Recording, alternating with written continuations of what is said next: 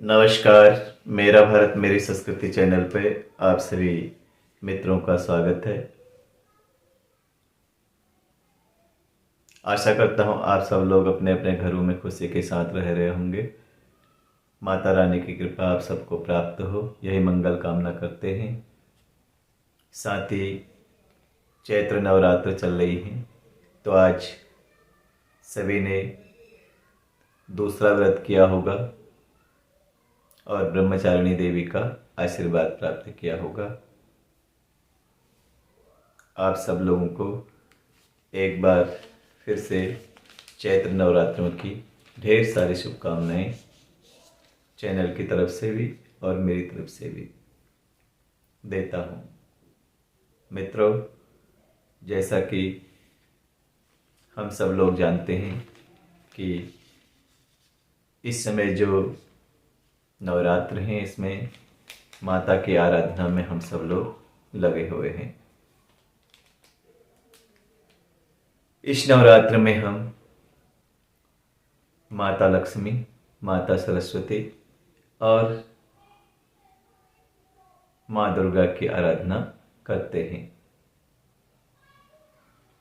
माँ लक्ष्मी से हमें धन संपदा की चाह रहती है, माँ सरस्वती से बुद्धि और ज्ञान की चाह रहती है, और माँ दुर्गा से हमें बल और तेज की चाहत रहती है। तो हम इन तीनों देवियों का इस नवरात्रि में पूजन करते हैं, आराधना करते हैं।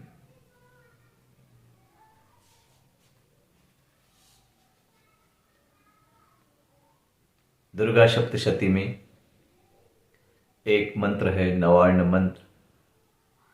ओम ऐं ह्रीं क्लीं चामुंडाय विच्चे। इस मंत्र को नवार्ण मंत्र के नाम से जाना जाता है। इस मंत्र में तीनों शक्तियां समाहित हैं, माँ लक्ष्मी, माँ सरस्वती और माँ दुर्गा। तीनों की आराधना इस मंत्र से आप कर सकते हैं। इस मंत्र का जाप करने से तीनों देवियों की कृपा हमें प्राप्त होती है। नवरात्र में विशेष रूप से इसी मंत्र से जब नवरात्र का पारायण किया जाता है तो हवन भी किया जाता है। मित्रों, जब हम तीनों शक्तियों की आराधना में इस समय लगे हुए हैं,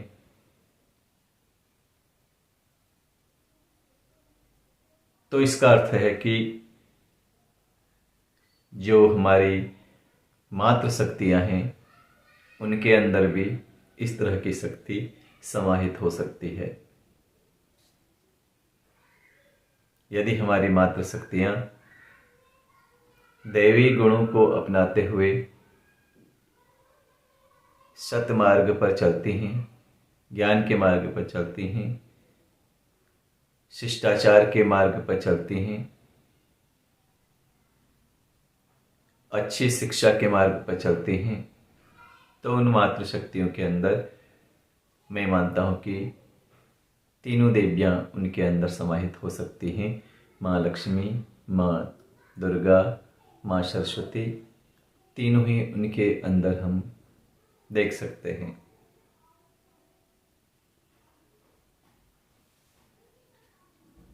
पुरुष को समाज में अधिक मान्यता दी गई, किंतु मेरा मानना है कि पुरुष के साथ साथ स्त्री का भी उतना ही महत्व हमारे समाज के अंदर है।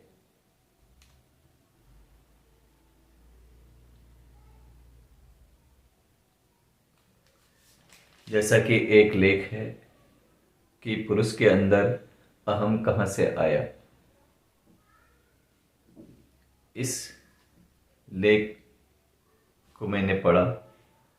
माता अमृतानंदमयी देवी जी का यह लेख है, और उन्होंने पुरुष में अहम की जो बात कही है, उनका मानना है कि प्राचीन काल में मानव वनों में, गुफाओं में जंगलों में रहता था और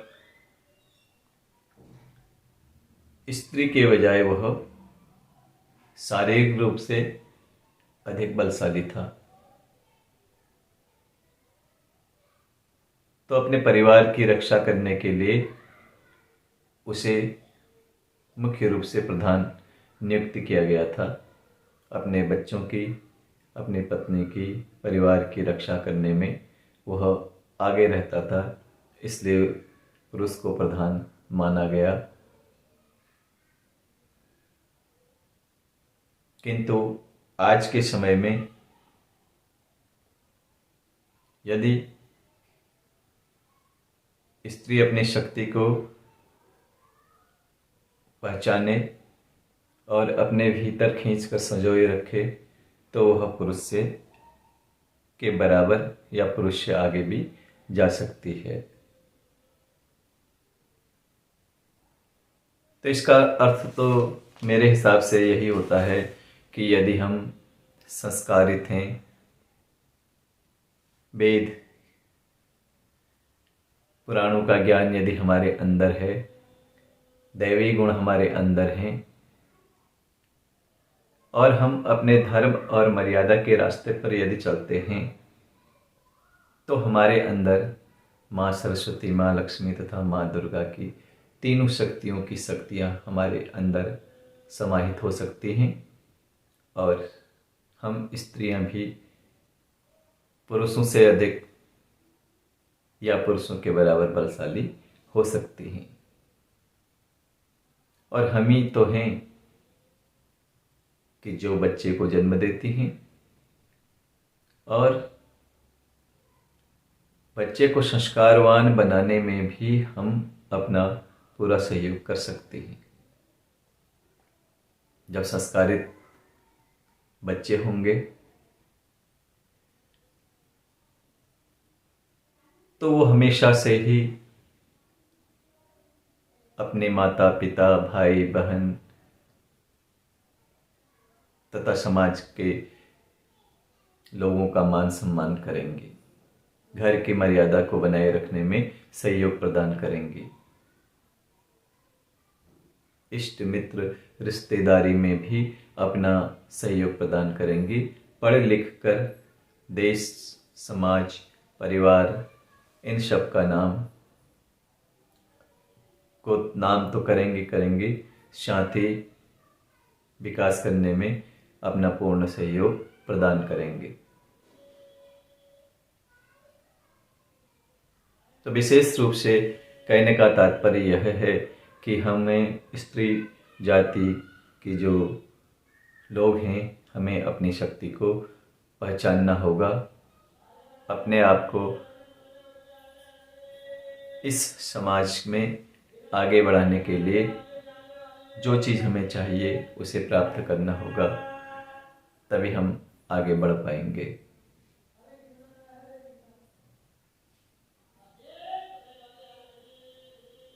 ऐसा सोचते हुए भी पुरुषों को भी यह सोचना होगा कि समाज में यह सब क्या हो रहा है। हम भले ही पुरुष प्रधान समाज है, लेकिन पुरुषों का भी धर्म और मर्यादा के प्रति जिम्मेदारियां हैं, उन्हें भी अपने कर्तव्यों को समझना होगा। वेद शास्त्र पुराण जो भी ज्ञान हमें देते हैं उन मार्गों पर हमें चलना होगा, अपने अंदर दैवी गुणों के विकास को करना होगा, दैवी गुणों को अपनाना होगा, शिष्टाचार अपनाना होगा। यदि हम संस्कारित नहीं हैं तो हमें संस्कारवान बनना होगा।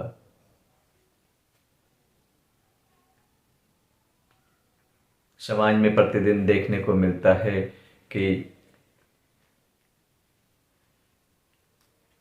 आज उस शहर में 4 लोगों ने सुसाइड किया, आज फलाने शहर में 4 लोग मारे गए, आज फलाने शहर में एक्सीडेंट हो गया, आज फलाने शहर में चोरी हो गई, आज फलाने शहर में अपहरण हो गया।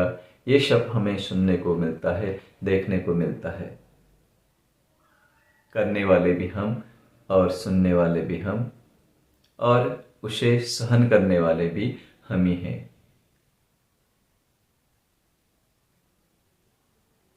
इस और गंभीरता के साथ विचार करने की आवश्यकता है।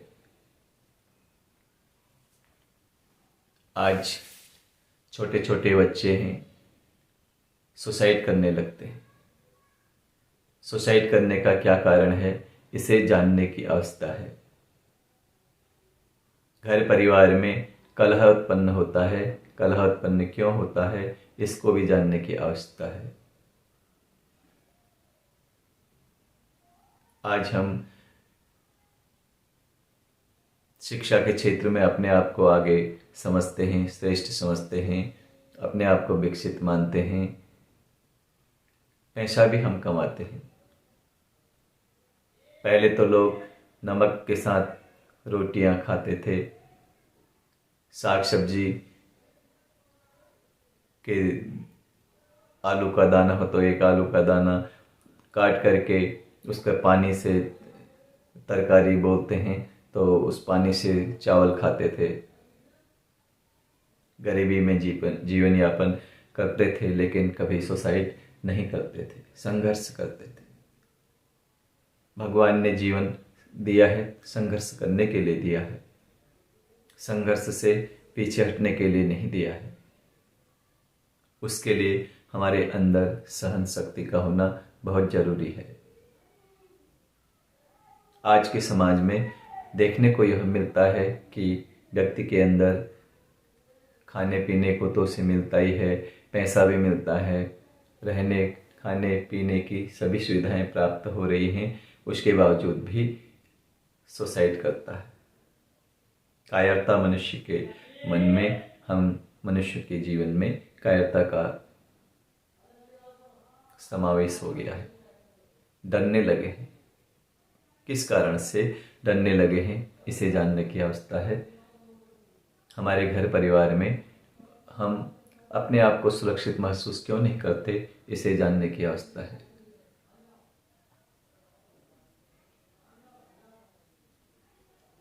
समाज में हर तरह का व्यक्ति होता है।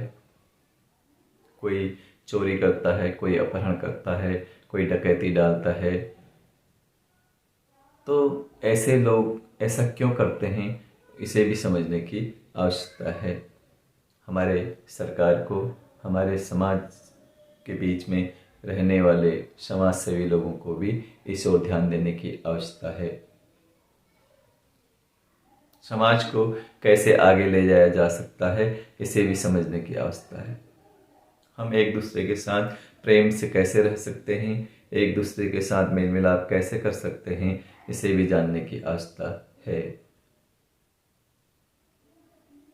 यदि हम एक दूसरे को समझेंगे, एक दूसरे के दुख दर्द को बांटेंगे, या अपनी परेशानी हमें दूसरों को बतानी भी चाहिए। हमें शर्म नहीं करनी चाहिए कि हम अपने घर की बात को दूसरों को बताएं। यदि हमारे घर में कोई गलत बात होती है, कलह उत्पन्न होता है, लड़ाई झगड़ा किसी भी कारण से अगर होता है, तो उसे हम यदि अपने परिवार में या परिवार के लोगों से या अपने इष्ट मित्रों से या रिश्तेदारों से शेयर करते हैं, तो उससे उस समस्या का समाधान जरूर निकलेगा। तो हमें आपस में वार्ता भी करनी चाहिए। ज़्यादातर लोगों का ये मानना है कि ये हमारा मसला नहीं है, दूसरे के मसलों में नहीं पड़ना चाहिए। मगर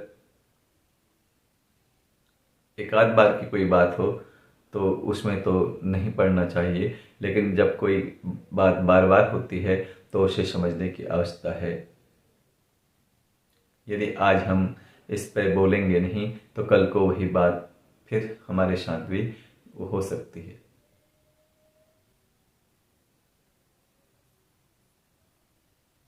तो आज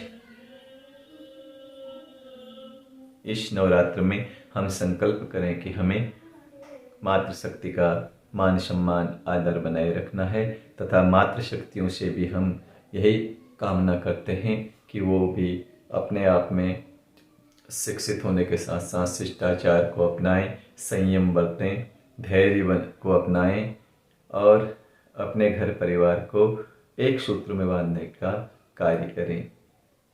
पुरुषों की भी ये जिम्मेदारी है और स्त्रियों की भी ये जिम्मेदारी है।